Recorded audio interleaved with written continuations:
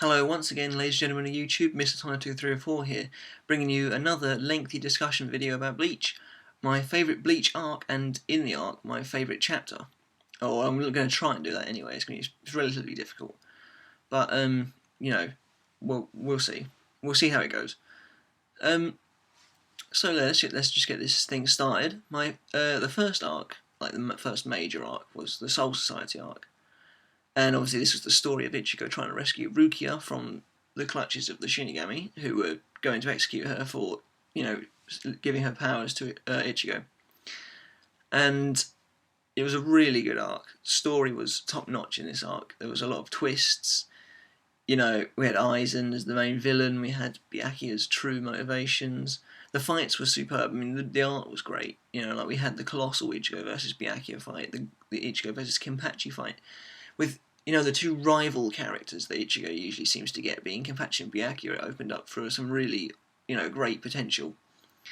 And then, but not only that, but the multiple storylines of this arc were interwoven really nicely, I thought. Like, you had not only Ichigo's group trying to get into the Seirete to free Rukia, but you also had the mystery of Aizen going beneath it, what Gin was really up to, and Toshiro trying to, get onto what he was doing, and the inevitable fights that led out to that. I mean, I think one of the best things about this arc, in my opinion, was the fact that it really felt planned out. Whereas some later arcs seemed to get a little bit random. Everything seemed to work out fine in this arc, like all the fights at the end. They just seemed to, nothing was left trailing off. We had the Soifon versus Yoroichi fight, which ended nicely. That was a really cool ending to a fight, actually. We had, Ichigo versus Byakuya. I mean, okay, the Hollow was perhaps a little bit of a plot guy, saving Ichigo at the last moment, but at the same time, it was pretty cool, and that does eventually get built on. So yeah, I did really enjoy the Soul Society arc, and it was a great way to start the series. But my favourite chapter of the whole arc was probably 178, which was one of the End of Hypnosis ones, the last one, I think, actually. No One Stand on the Sky. And the reason I love this chapter so much is because it's the culmination of everything that's happened in this arc so far. It's one of the biggest twists of the whole series, as that Aizen was not only alive, but he was actually the main villain. And this, ends in his ascension to Huecamundo as a traitor. And quite honestly, it features one of my favourite scenes in the entire series, which is when he takes off his glasses and pushes his hair back. It just looks great from an artistic standpoint. So that's the reason 178 is probably my favourite Bleach chapter in the Soul Society arc. Although there was a lot of competition. For example, Ichigo destroying the scaffolding of the Sokyoku, and destroying the Firebird Kiko. I mean, they were all great. The set pieces in this arc were amazing. And some of the imagery as well, like for example when he fights Kenpachi before the fight, Kenpachi's Reiatsu is like a cutthroat blade held by a black skeleton. It just looks incredible. Then we move on to the next arc, which is the Aranka arc, and it brings to us like the arrival of Shinji, Ulquiorra, characters like that would carry on in Bleach fandom until this very day. Characters like Grimjo, who have become hugely popular. And this is essentially the start of Aizen's war with Soul Society as he tries to use his Aranka army created by the Hogyoku. This arc wasn't bad. I mean, it was really built up to be the Hollows, the new Aranka villains, were built up to be immensely powerful, like strong enough to take down Soul Society. And in this arc, the build-up was still there. It was still still active. But this arc wasn't actually that long, because you go to the Huecamundo arc pretty soon after, and so therefore my favourite chapter of the arc is pretty close to the beginning, actually, 194, Conquistadores 5, La Basura. And it's the end of the confrontation between Urahara, Yoroichi, Ulquiorra and Yami. And, it's the reason I like this chapter is because the art is incredible. You have Urahara and Yoroichi just being pure badasses and destroying Yami. And really this helps feed the hype of the characters, because you don't see them much after this fight, especially Yoroichi. And it leaves you, really wanting to know what they can do, especially as Yoroichi just manhandles Yami at the beginning of the chapter. But then we also get some Ulquiorra badassness as well, as he blocks Benahime's attack. He just knocks it aside, and I think it looks cooler in the manga than it does in the anime, because the attack is like lightning, and you see it kind of bouncing off Ulquiorra's hand. It looks really, really awesome. So yes, but everything that leads up to this Conquistadores 5 as well is also pretty good. Oh, there goes my phone. Is also pretty good because we see Ichigo's Hollow beginning to take over, and this is a massive foundation for this arc because the Hollow trying to devour Ichigo is a big point of the arc. And you know, I was considering putting some of the Vizard training chapters onto this as my favourite because they're pretty awesome as well.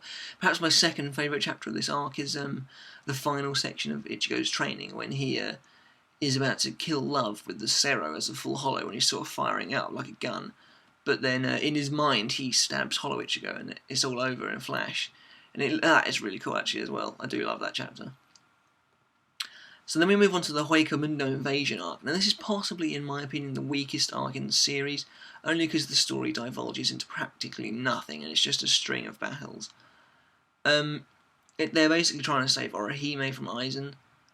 There are a lot of things in this arc that go unfounded. For example, Orihime plots to destroy the Hogyoku with her, her powers, and that just doesn't lead up to anything. Literally doesn't lead up to anything, which is a big letdown. It's like Kubo got a bunch of storylines and decided to drop half of them. Nevertheless, there were some good things in this arc. My favourite chapter was probably 298, Intruders 3, which is the arrival of the four captains into Hueco. You see Byakuya, Mayuri, Unohana, and Kenpachi, along with their respective lieutenants, come in and they wage war against the lower level Espadas and Rudabone, captain of the Exequies, and it's really good because it sets up for some great battles. And I know some people don't, but I generally quite like setup chapters because you see a lot of characters and a lot of things happen. There goes my phone again. And you know, I just love this chapter. I love seeing Byakuya step up to fight Zamari, Unohana confronting Rudabone and his Exequias team.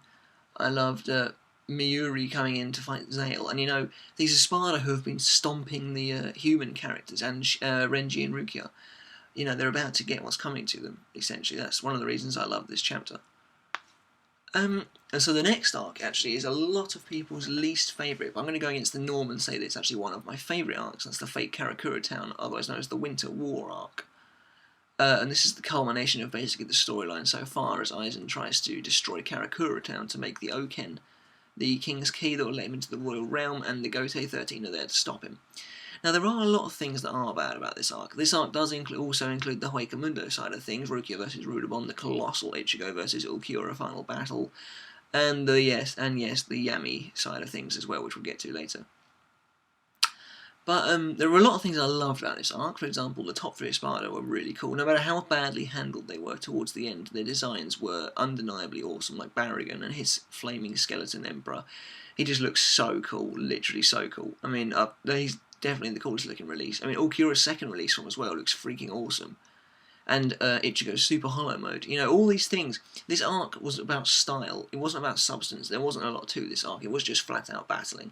But then that was the point of the arc. It was the war. It was the final fight, you know, between Aranka and Shinigami. And a lot of people complained that the story was dropped in favour of this, but then that was the point. I don't know what they were expecting. You know, it was really good. I mean, admittedly it was a little one-sided in the fact that no Shinigami died, but that was sort of explained because Aizen, you know, wanted to rule the Shinigami, not kill them. So why kill any of them? There wouldn't have been any point. And it's not like the actual fight was one-sided. Shinigami did go down as the fight went on, you know. And as the story went on, we got to see the ends of Tosen, and characters like Wonder Weiss, who had previously been a complete mystery. I mean, I thought Wonder Weiss was quite good in the end, in that he was designed to destroy Yamamoto's Ryujin Jaka. It was probably a bit of a retcon in that we had never heard anything about this before. There was literally no indication that that was Aizen's ulterior motive for Wonder Weiss.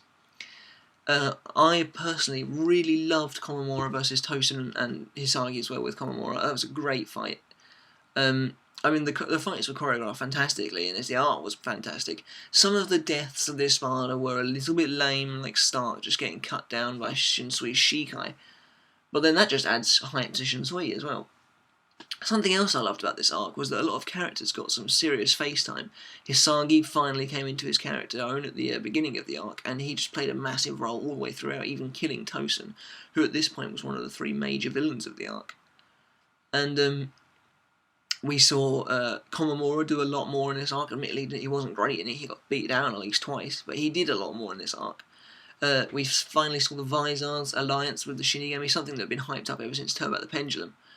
And we saw Ichigo finally lose control, and his Hollow took over, which was good in my opinion, because Ichigo got killed, and then the Hollow took over, which was something foreshadowed back in the Arrancar arc. So what was my favourite part of this arc? Well, you might be expecting me to say the Ulquiorra fight. Well, it was great. It was really long. It was a lengthy but spectacular looking battle. But no, that's not my favourite chapter. My favourite part, actually, was chapter 364, Grinning Revengers. And I'm going to leave links to all these individual chapters in the description below, so you can check them out and, disagree or agree. But my favourite chapter in this arc probably was Grinning Revengers. And this is the halfway point of the war, basically. This is when the Shinigami are literally about to lose. Everything is going wrong. Before this, they had seemingly defeated third Espada Haribel and second Espada Barragan. And I remember thinking, no way can they already be defeated. That would be pretty lame, Kubo. And this is the chapter when they're suddenly revealed to be unharmed, even against the Shinigami's top moves. It was great, and this is when Wonder Weiss arrives and Fuhrer arrives, and Wonder Weiss defeats Ukitake. And this is when Aizen, Gin, and Tosen get freed from Yamamoto's Jokaku Enjo, which has been in position since the beginning of the arc. So it was really good to see this, and everything just changed here. And the Vizard appear at the end, and it's just like, okay, everything's coming together. This is it. The fight is now. It's just going to get serious now, for one thing. So then we move on to the short arc of Deicide. This is Aizen's personal arc when he at last became the main target and the main villain and the final boss, basically. There was some contrary again to popular opinion. I loved this arc. I loved the whole race against time feel. I loved how Kubo showed the parallels of Ichigo diving into his own world at the same time as Aizen dived into Karakura Town. This was it. It was all or nothing here. I loved Ichigo training alongside Isshin. This was the arc where Ichigo saw Isshin for the first time as a Shinigami. We had some awesome battles, Urahara, Isshin, and Yoruichi versus Aizen. Okay, some of it's a bit silly. Why didn't any of them use Bankai? Why didn't Isshin use his sword release? Whatever. Maybe he thought it wouldn't make a difference. The thing is, it's sort of built up that they're supposed to believe that Ichigo was the only hope for them, even back then, because they talk about the whole understanding Aizen's Reiatsu. And admittedly, in the Deicide arc, Kubo did bring in some rather random points that had never been addressed before. For example, the whole different planes of existence thing that Aizen was going on about. Although Aizen was prone to talking a lot of rubbish in this arc. But my favourite chapter in this arc was probably 416, Deicide 18, The End. And this is because, Aizen had reached new heights of power thanks to Gin's betrayal and subsequent defeat. And this is where it all ends up. This is the end of the overarching Arrancar arc, and Ichigo's arrival at the end as the new long-haired Ichigo with the chain down his arm, Isshin over his shoulder, was simply one of the coolest things we'd seen in the manga in a very long time. And whilst the fight after that between him and Aizen was perhaps a little on the disappointing side, the entrance was nothing short of spectacular. So the last arc I'm going to talk about, because we haven't really seen enough of the 1,000-Year Blood War arc to talk about it that much yet. However, I probably will be doing a predictions video later on, is the Lost Agent arc. And again, against the contrary, I really enjoyed this arc. It was the first time, in my opinion, since the Soul Society arc where Kubo's storytelling didn't seem to be random. There were no random Yami Zero Espada occurrences. There were no random Wonder Weiss the only modded Arrancar out of nowhere. There were no plot holes, there were no plot lines being dropped. Everything was woven together. Again, it took the Soul Society form of having one storyline, which was Ichigo getting his full-bring training to get his powers back, and then the one interwoven storyline, which was Tsukishima doing his thing, which would eventually lead up to Ginjo's big reveal as being the villain. I loved it. I thought the arc was fantastic. I loved the new route that Kubo took the story down. It was darker. It was more emotional.